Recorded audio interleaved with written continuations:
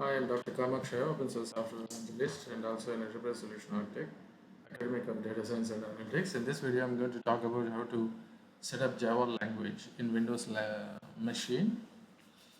So, what are we going to do? So, in order to install Java language, there are two things in Java. One is Java Development Kit JDK, and the other one is Java Runtime Environment called JRE. We need JDK. Okay. So I am already in the right website. This is oracle.com. There are so many distributions for Java available. So if you want to know, you just have to Java 9. You can just simply say Java download. So that will take you to kind of so this is java.com. There you will have it's a very nice Java distribution. I don't know what is the current version. I think Java version number 8. Okay, this is not latest version, but this is a standard version. So you can just download Java for desktop, something like that. And there is something else, Oracle. This is what I am trying to search for. So we can come to the same sort of. So Oracle, you have a professional, standalone, stable, binaries for Java language. You can go to this tab, Windows. My machine is 64-bit. Has 64-bit processor, so I'm going to I'm going to download. I already downloaded this. This is exe executable. You can also download the MSI.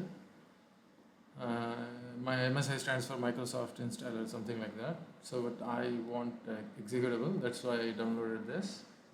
So it's always better to install that as an administrator. Right click. My system is a bit slow. So run as administrator.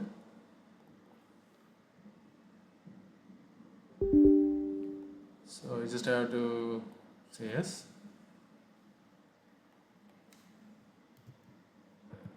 Okay, so now you just have to press next.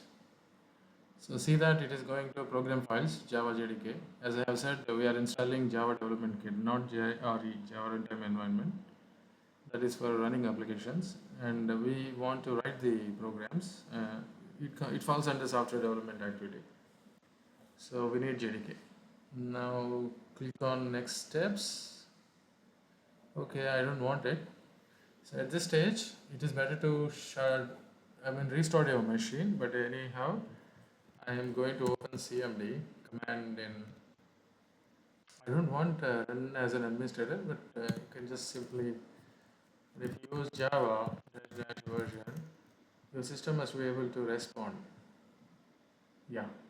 So it shows me that Java 24 is installed in my machine, and it is available for programming.